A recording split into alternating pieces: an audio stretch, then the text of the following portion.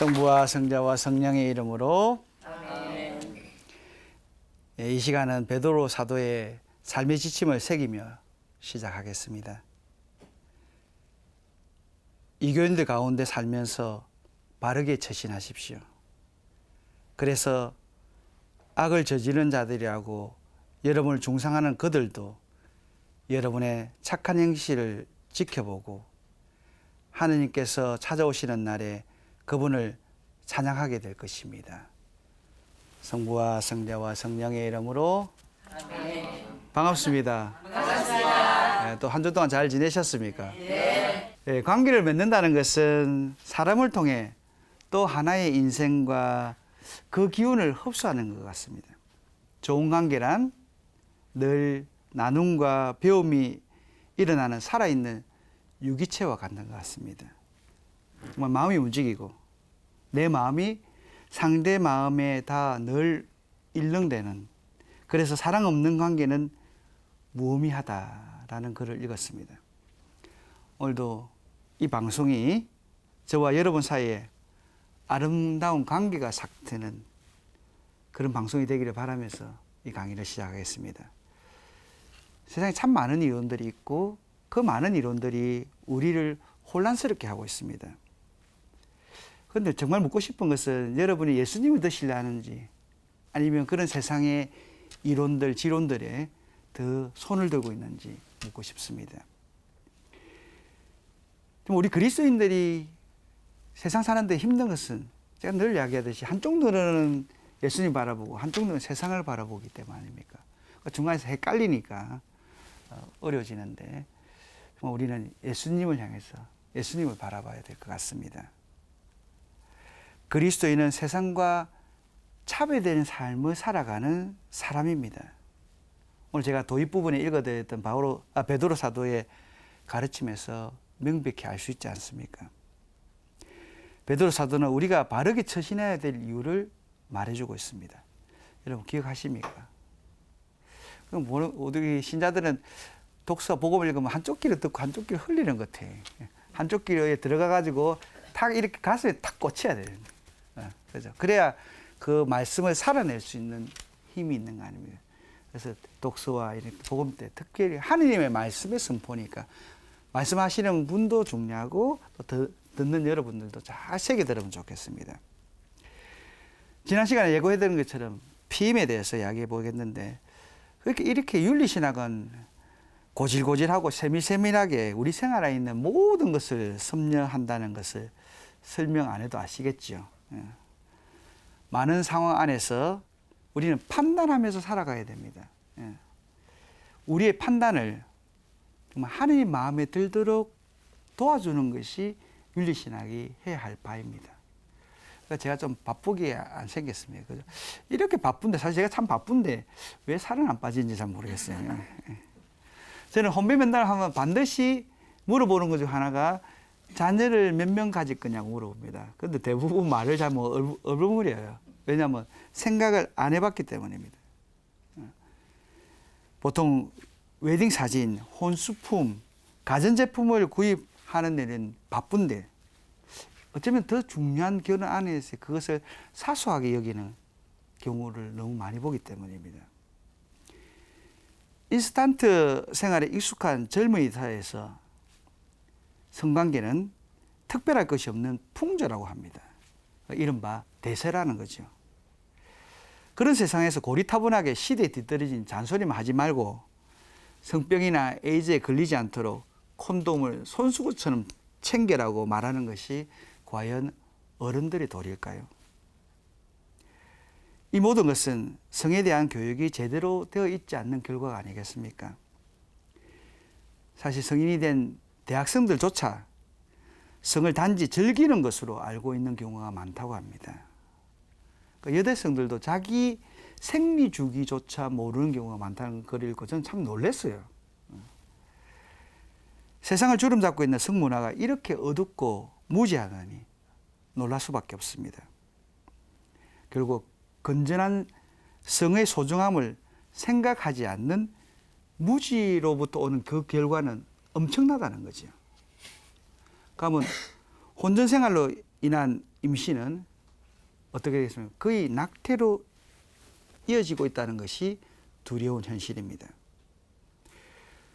젊은 나이에 절제 없는 성생활로 망가진 생식 건강은 훗날 결혼과 임신의 큰 장애로 이어질 것은 분명합니다. 한마디로 젊은 날의 치기가 절제되지 않는 성생활이 한 사람의 미래를 망칠 수 있다는 거죠. 그리고 무엇보다 여성의 몸은 임신과 육아로 완성된다는 사실을 세상과 다르게 살아가는 우리 그리스도인들은 꼭 명심해야 할 것입니다. 제가 이 방송을 하는 이유는 예수님 믿지 않는 사람한테 하는 거 아닙니다. 일단 우리가 그리스도를 믿는 분들에게 예수님의 생각이 무엇인지 그것을 말씀드리는 거죠. 그런데 사회는 어쩔 수 없는 성생활을 항유하기 위해서 대세라 여기며 묵인합니다. 그나마 대부분의 성교육의 시간을 할애하는 것을 보면 피임에 대한 설명으로 할애하고 있습니다. 나아가 자식 교육에 필요한 경제성을 따지며 피임은 가정의 당연한 필수 조건이냐 인식합니다. 어느 독실한 가톨릭 신자 부부가 저한테 그런 질문을 했어요.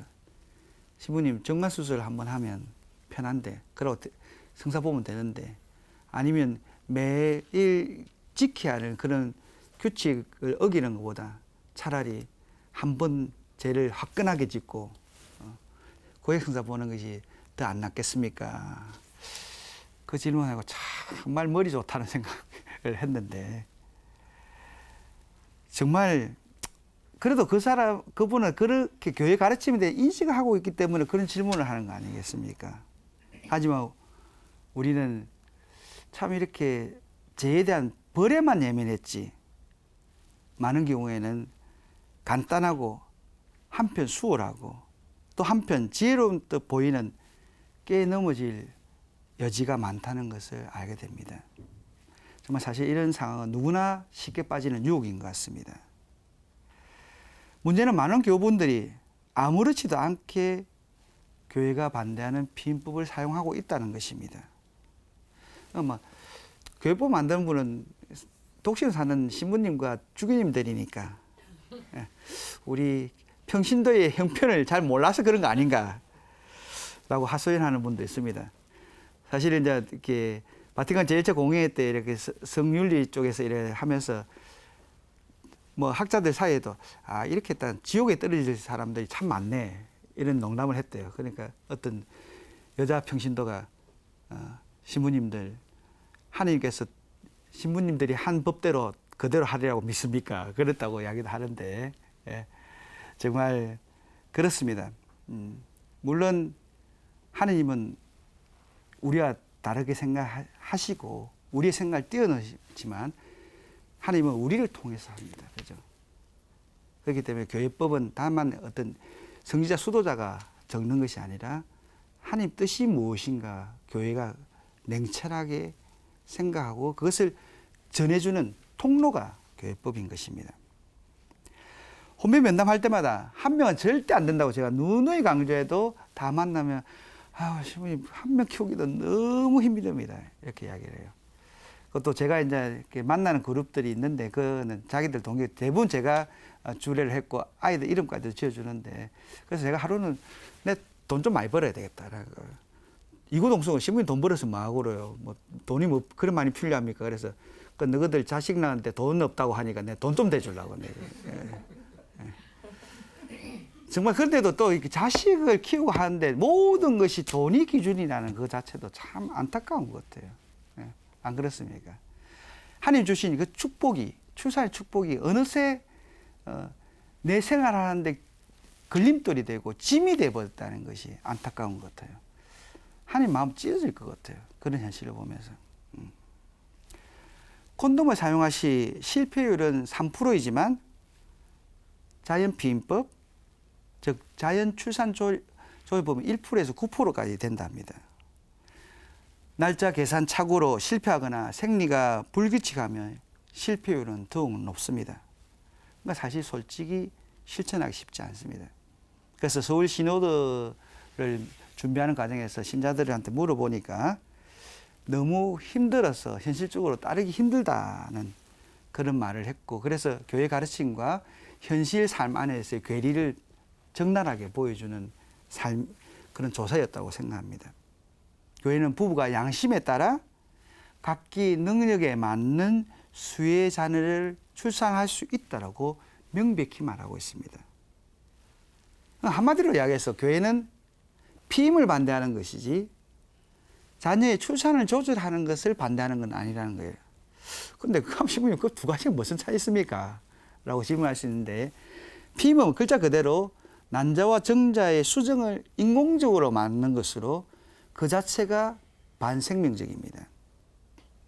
그러니까 또 나아가서 인공피임이라는 것은 대부분 정자와 난자의 수정을 맞는 것이 아니라 이미 수정된, 즉 교회가 말하는 생명체인 수정란의 발단을 맞는 것으로 엄밀한 의미에서는 낙태입니다. 피임은 생식 기간의 존재 목적을 혼란시키고 성행위에 따른 생식의 의미, 즉 출산의 목적을 훼손시키므로 윤리적으로는 정당하지 못하다는 것입니다.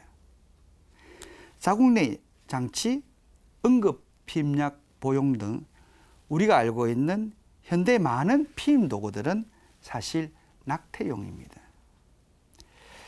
게다가 인공피임은 자기 몸의 정상적인 구조와 생리작용을 파괴하고 변형시키는 몸에 대한 폭력인 것입니다. 그 대부분의 경우 피임의 실패가 낙태로 이어진다는 거예요. 그러니까 피임과 낙태는 분리될 수 없는 상황이라는 거예요. 현대사회에서 증가하는 불임증은 피임과 낙태의 합병증과 무관하지 않다고 봅니다. 그럼 과연 피임을 하면 낙태를 줄이는 방법으로 여길 수 있는가, 피임이? 그런 질문을 할 수 있겠습니다. 인공피임, 특히 응급피임약 사용에 적극 찬성하는 이들은 원치 않는 임신을 막을 수 있는 유일한 선택이다라고 강조합니다. 물론 원치 않는 임신에 대해서 한마디로 판단하기 참 어렵습니다. 하지만 꼼꼼한 윤리는 이 점에 대해서도 놓치지 않기에 또 다음 기회에 또 다룰 것입니다. 응급피임약의 판매는 약의 오남용과 생명경시 풍조를 과속화시킵니다. 이게 가장 문제지요. 사실 응급피임약의 속성을 제대로 알지 못하고 사용하는 사람들이 절반 이상에 이른다고 합니다. 그것도 상습적으로 복용하는 사람들도 있답니다. 일반 의약품으로 약국에서 판매하는 경구피임약 보용률의 2배가 응급피임약이라는 거예요. 그러니까 너무나 쉽게 그런 약을 이용한다는 것입니다. 그러니까 응급피임약을 일반적인 피임의 한 종류로 받아들이고 있다는 것입니다. 게다가 이 습관적인 남용은 결과적으로 피임 실패를 가져온다고 합니다. 상습적으로 이렇게 응급피임약을 보유한 사람은 거의 30%가 피임의 실패율을 가져온답니다. 그런데 묘하게도 우리나라에서는 응급피임약이 2002년도에 처음으로 판매되기 시작했는데 2010년에는 59억 원치가 팔렸다는데 이건 자그마치 62만 명분의 것이랍니다. 그러니까 그 짧은 기간에 3배의 판매량이 늘었다는 거예요. 그 대부분 휴가철에 많이 늘고 또 울어야 할지 모르는 일이지만 웃어야 할 일인지 모르지만 20대가 67%, 10대가 20%라는 그러니까 젊은이들이 더 응급피임약의 의존도가 높다는 것입니다. 그러면서 올바른 성교육과 건전한 출산 조절 방법에 대한 보급을 위한 실천적인 교육이 절실한 시점인 것 같습니다. 즐기고 뒷부담을 가지지 않기 위해서 약 하나 딱 먹으면 되는 세상, 참으로 편한 세상으로 여기는 젊은이들의 왜곡된 그 생각들을 바로잡아줘야 할 것 같습니다. 사실 이렇게 피임약은 고대 파피루스, 이집트 파피루스에 나온 아주 오래된 역사입니다. 거기에는 뭐 뭐 여러분 좀 웃기기 위해서 하는데 악어의 똥과 예, 끈적끈적한 정체불명의 아위트라는 것을 디스크 소면 모양으로 여성의 질환에 넣었다 합니다. 또 그것이 얼마큼 효과가 있었는지 몰라도 벌써 그 고대 이집트 파피루스의 날 정도로 오래된 역사를 가지고 있죠. 경구 피임약 보용은 일상에서 누구나 쉽게 손쉽게 할 수 있는 인공 피임법으로 권유하고 있는 것이 현실입니다. 하지만 정말 묻고 싶습니다. 편한 것만이 우리 삶의 기준인지, 부작용이 전혀 없다는 것으로 위안을 삼아야 할지 고민해 봐야 할 것입니다. 그런데 피임약을 대부분 판매하는 기업들이 어떤 기업이겠습니까? 다국적 기업으로 자본 중심으로 움직이는 돈에 따라서 움직이는 기업들이 그 판매를 하고 있습니다. 그렇다면 부작용을 감추고 거릇된 정보를 홍보한다는 것이죠. 특히 젊은이들은 약국에 가서 이렇게 상담을 하고 어른들하고 상담하기보다 인터넷에 검색을 해서 약을 구입하고 그런 경우 많지 않습니까? 근데 한번 생각해 보십시오. 약을 먹고 호르몬을 변화시킨다는 것, 호르몬에 영향을 주는 약을 지속적으로 복용한다는 것은 사람 몸에 절대 좋을 수가 없습니다. 안 그렇습니까? 우리의 밸런스를 깨는 것이고 그게 어떻게 건강에 좋겠습니까? 영구 피임약의 남용은 피임 실패는 물론 두통과 생리의 양이 감소되고 배란 장애와 불임, 생식기 기능 장애까지 유발할 수 있다는 것을 알아야 할 것입니다. 그럼에도 인터넷상에는 피임약 복용 시 출혈도 자연스러운 현상이고 생리양이 감소되는 것은 오히려 빈혈 예방에 좋다라고 이렇게 호도하고 있습니다. 더 큰 문제는 1990년대부터 도입한 응급 피임약이 일으키는 파장입니다. 이 응급 피임약은 사실 낙태용이다 보니까 피임하고 낙태 경계를 묘하게 만들어 버리고 있습니다. 이 응급 피임약으로 인한 월경 주기 장애와 하복부 통증, 유방통 등의 부작용도 만만치 않습니다. 특히 자궁 외 임신 등의 위험도 상당하다고 밝혀져 있습니다.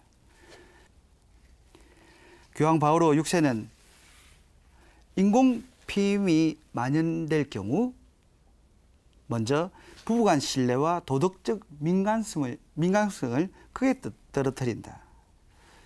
여성을 남성들의 성적 만족을 위한 단순한 도구로 전락시킨다. 인공피임이 국가 권력 등에 의해서 위험한 무기로 사용될 수 없다. 사용되고 있다는 거죠. 강조하죠. 여성의 임신을 적대시하는 상황을 만든다는 등의 문제점을 지적한 바 있습니다. 정말 인공피임이 산하 제한의 수단으로 사용되어서는 안 되며 출산이 축복이 아니라 적대시되고 모든 된다면 정말 곤란하지 않겠습니까? 모든 생활에 있어서도 적절한 절제와 책임이 필요한데 이런 피임법들은 성생활에 반드시 필요한 자제와 책임을 회피하게 만든다는 것이죠.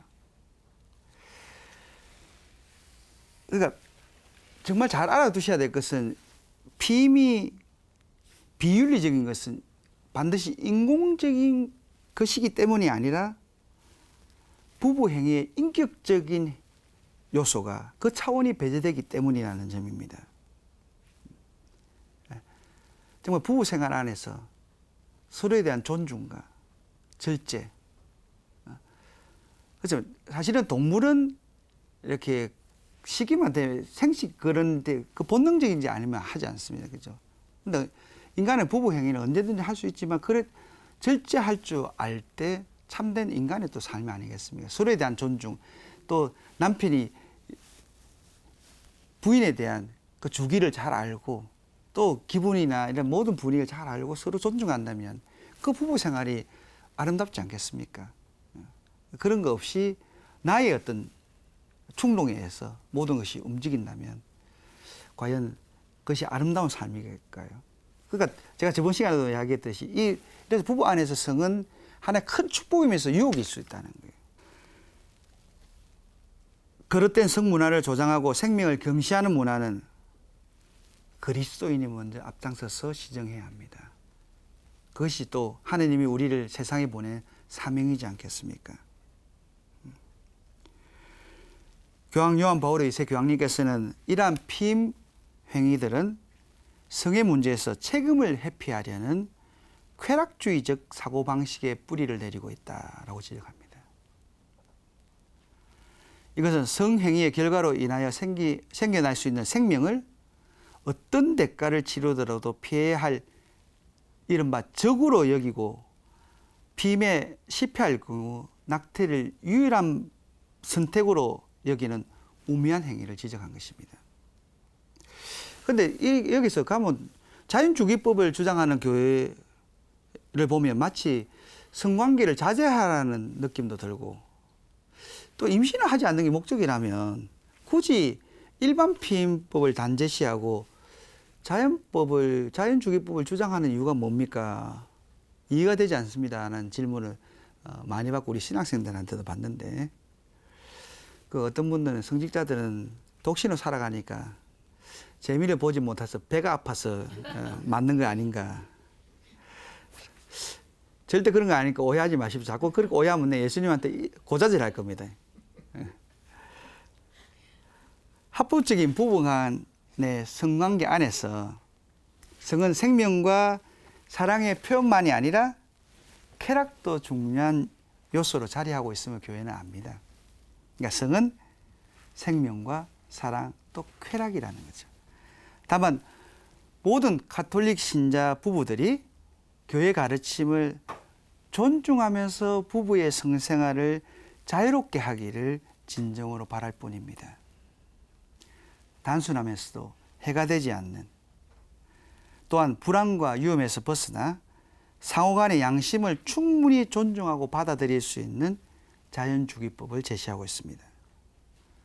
자연주기의 선택은 여성의 주기를 받아들이고 따라서 대화, 상호, 존중, 책임과 자제를 받아들이는 것을 의미합니다.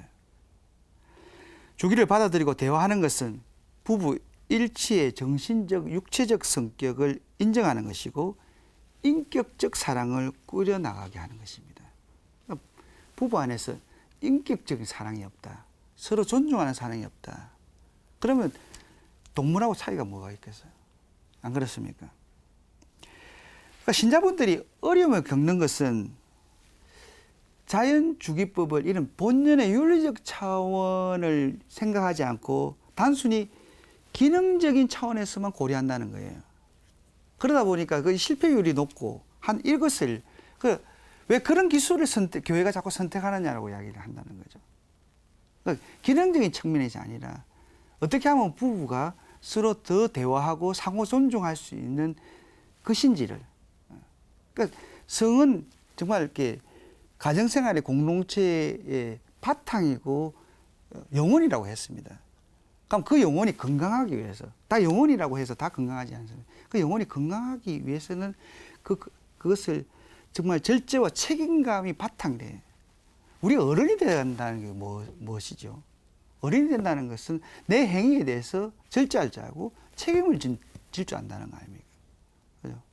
덩치만 큰다고 어른이 되는 게 아니고 머리 안에만 많은 것이 지식이 들었다고 어른이 되는 것이 아니라 어른답다 하는 것은 자기 행위에 대한 책임과 절제할 줄 아는 또 나는 안 그렇지만 상대방이 지금 원치 않기에 기다려줄 줄 아는 그런 마음들 정말 아니겠습니까? 그죠?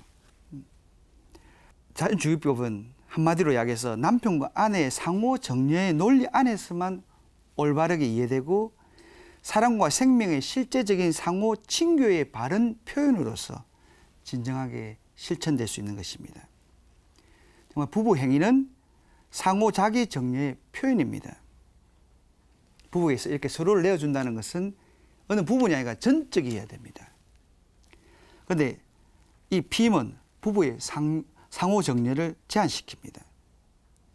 부부 행위의 두 가지 의미, 즉 부부애와 출산의 의미 사이에 불가분의 연관성을 깨뜨려 버립니다. 하나님께서 심어주신 남녀의 차이. 굳이 하나님께 남자와 여자를 창조했고 그 차이점을 만든 것도 하나님 뜻이고, 그리고 또 그 다름을 통해서 일치하게 했던 그 역동성을 위배하게 됩니다. 이는 하나님의 계획에 대한 우리 인간이 조종자 역할을 하는 것이고 완전한 자기 봉헌의 가치를 변조시킵니다. 그러다 보면 인간의 성과 더불어 자신들과 상대 배우자를 조작하며 실추시키는 인격적이지 못한 관계로 만들어 간다는 거죠. 자연 출산조제법은 현대사회에 만연한 무분별한 인공피임과 낙태를 막고 올바른 가치관을 확산하는 방법으로 적극 제시되어야 합니다. 그럼에도 왜 이렇게 자연주기법이 소외당하는 이유는 다른 거 아닙니다. 이익을 창출할 수 없잖아요. 사회는 경제적 논리를 따르다 보니까 대기업이나 이런 걸 선정해봐야 자기들 이익은 아무 상관없지 않습니다. 그러니까 우리는 그런 물질 만능주의나 그 경제적 논리에서도 우리 그리스도인은 이렇게 딱 이렇게 막았을 수 있는 세력이 되어야 될 것 같습니다. 참 우스갯소리지만 무엇보다 콘돔은 환경에 큰 적입니다. 왜냐하면 지난해 미국에서도 엄청난 양의 콘돔이 버려졌는데 그 콘돔은 미생물을 분해하는 라텍스로 만들어졌는데 그것도 찢어지지 않게 하기 위해서 또 화학물질을 첨가하거든요. 근데 그게 콘돔을 섞는 걸 방해한답니다. 그래서 많은 쓰레기도 만들어내는 거예요. 뭐 웃자고 했는데 아무도 안 웃네요. 교회는 피임에 반대합니다. 그러나 자연주기법을 통해서 자녀 출산을 조절할 수 있도록 배려합니다. 이 사실을 주위에도 좀 많이 알리면 좋겠습니다. 그리고 또 여러분 가정 안에서 또 자녀들이 실천함으로써 뭐 세상과 차별화되는 삶을 사는 거죠. 그게 정말 제가 바라는 것은 우리 그리스도인은 세상과 차별화된 삶을 살아야 한다는 것입니다. 그럼 다음 시간에는 피임의 실패와 성남용으로 인한 낙태에 대해서 함께 고민해 보도록 하겠습니다. 기도하겠습니다. 성부와 성자와 성령의 이름으로 생명을 선물로 선사하시는 주님 찬미 받으소서. 생명의 주인이심을 고백하면서도 당신께서 선물하신 생명을 임의로 조작하는 저희를 용서해 주소서. 이제는 저희들이 사랑은 절제와 희생임을 깨닫게 하소서. 그 사랑의 삶을 몸소 보여주신 주님을 닮게 하소서. 당신께서 가르쳐 주신 지혜로 생명에 대한 감사와 축복을 누리게 해주소서. 이 모든 것 생명의 주인이신 우리 주님 예수 그리스도를 통하여 비나이다. 아멘. 성부와 성자와 성령의 이름으로 아멘. 감사합니다.